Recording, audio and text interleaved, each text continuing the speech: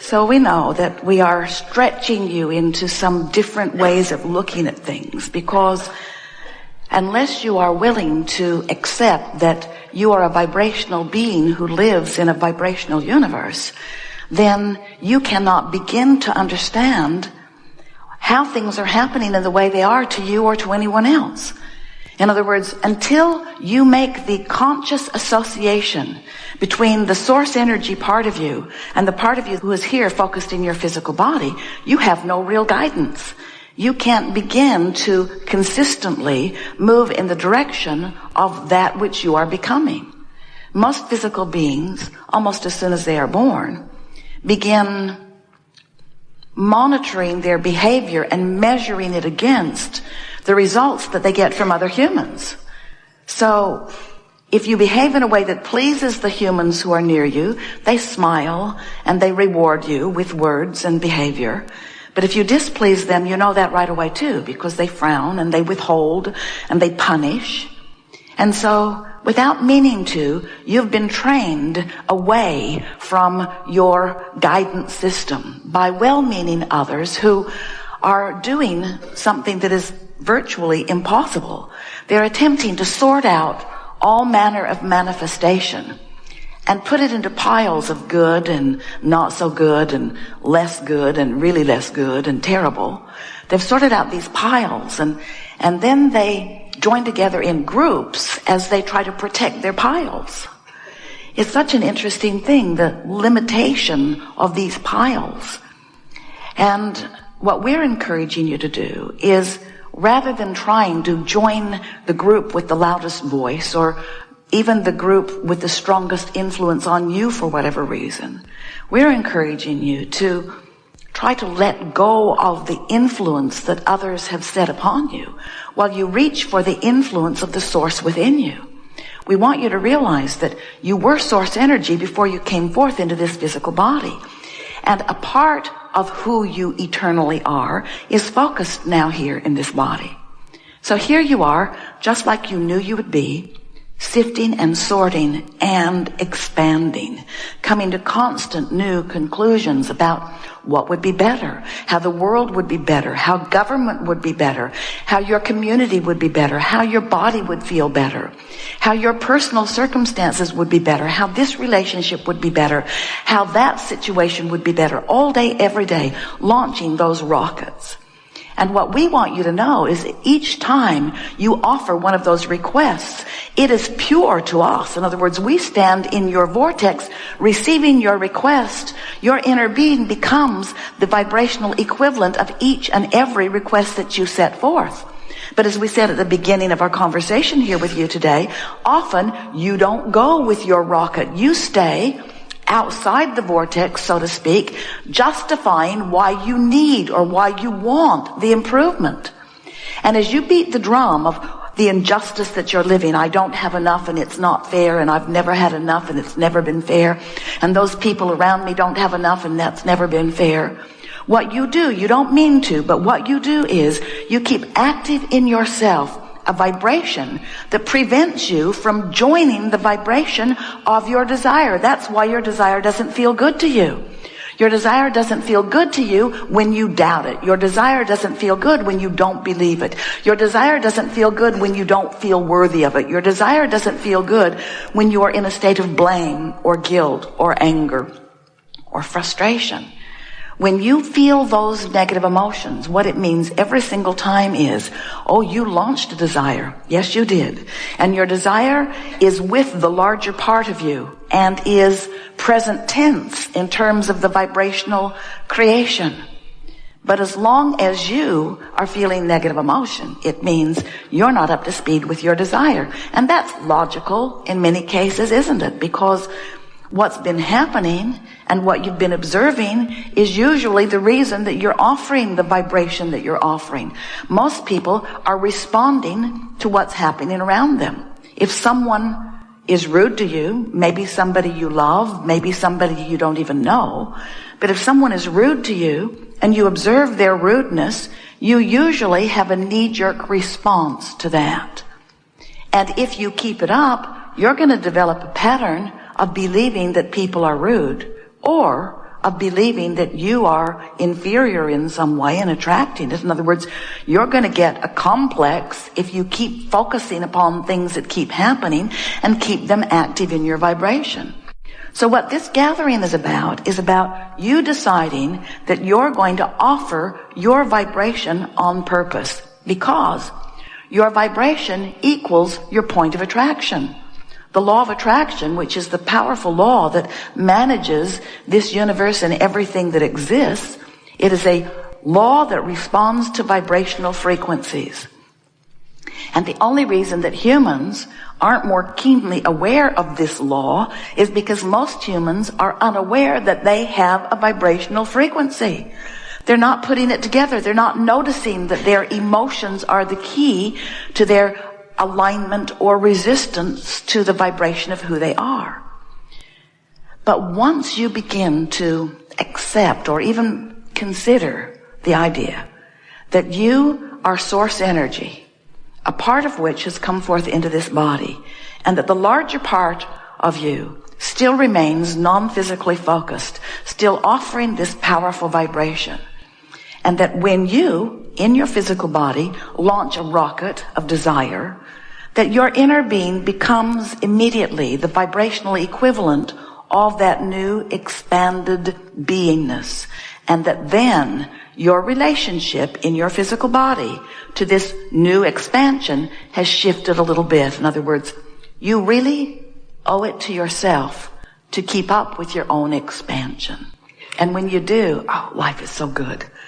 You get an idea and it feels foreign at first, but then you ponder it and you consider it and you make it more familiar. You practice it, you visualize it, you bring yourself little by little into alignment with it. And when you do, when there's no resistance offered within you, when the vibration between what you want and what you're thinking here and now are the same vibration, it manifests all over the place for you.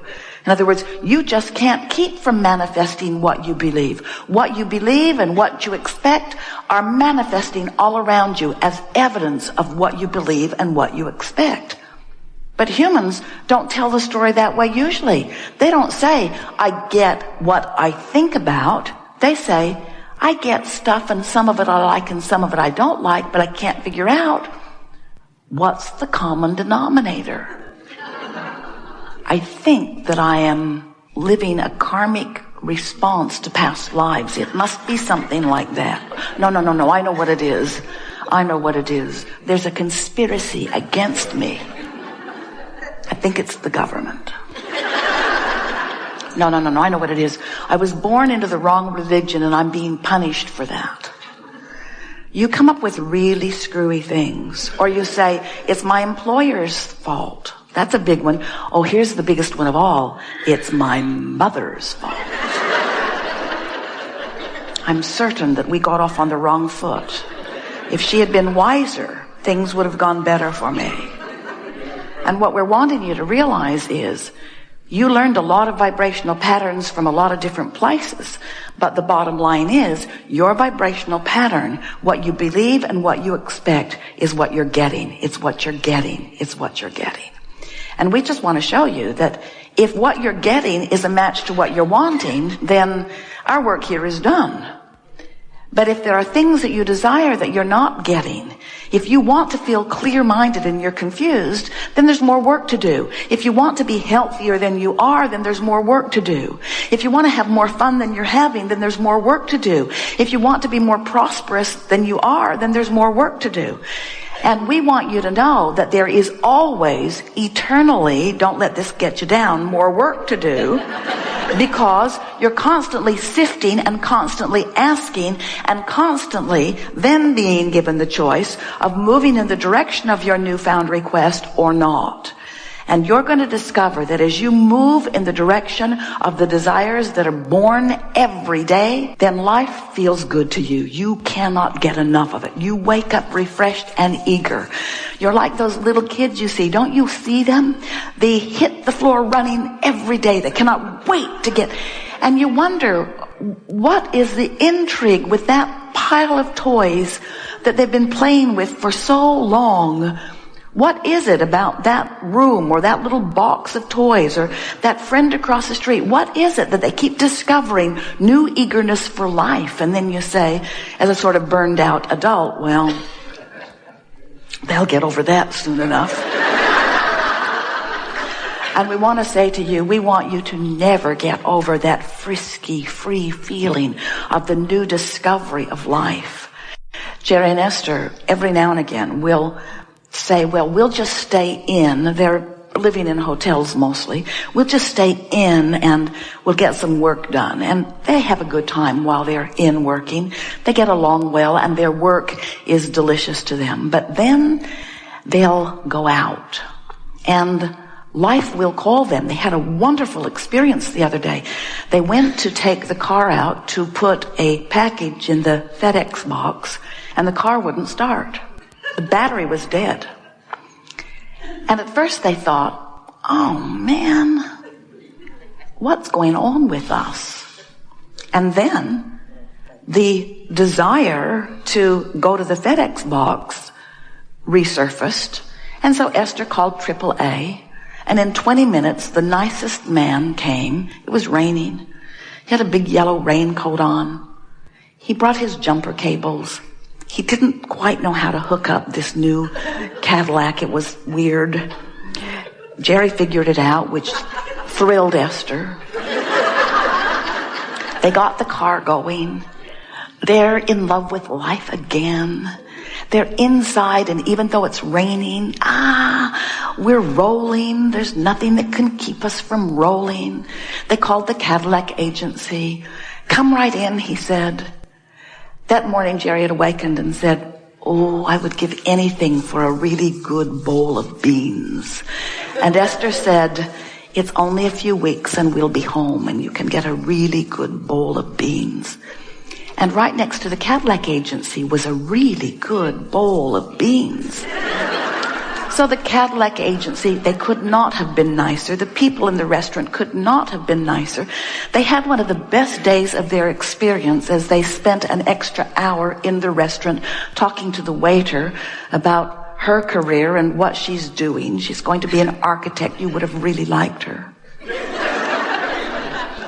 And as Jerry and Esther went back to their hotel room later that day, Esther said, and then Jerry said, and then Esther said, and then Jerry said, this was just the best day.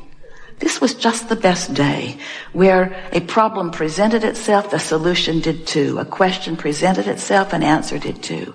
And in the process, we got to play with all of these new people that we never would have been able to play with before. They were so high on life, so full of fun. In other words, we want to say to you that your alignment with Source happens in the oddest sorts of ways. And when you accept that life is supposed to present itself to you and will, and out of it will come your reasons to interact, your reasons to explore, your reasons to express your appreciation through dollars and through words, your reason to utilize your own mind, your ability to discover your own solutions. In other words, what is life if it is not a constant unfolding? As we speak to you about this day, and we know you have days like this, and you know what we're talking about, where unexpected, wonderful things turn up in all kinds of unexpected and wonderful places. We want you to understand that there's a vortex full of circumstances and events and unfoldings that as they happen, they are leading you to exactly who you are and what you want. We want you to know that things are always working out for you through the path of the least resistance that you've got going on. Things are always working out for you. Even a dead battery was Jerry's path to beans.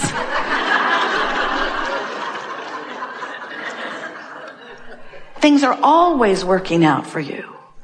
It was Jerry and Esther's path to the inspiring of a young woman who moved from Texas all the way to New York, didn't like it, moved back to Philadelphia, just looking, just trying to find her place, just trying to discover who she is. Who knew she would discover who she is while Jerry's discovering beans? You see what we're getting at? In other words, cooperative components being gathered together in a dance that is full of fun and adventure. That's what you're all about. We just want you to know that if you will stand in a place of knowing that things are always working out for you, things are always working out.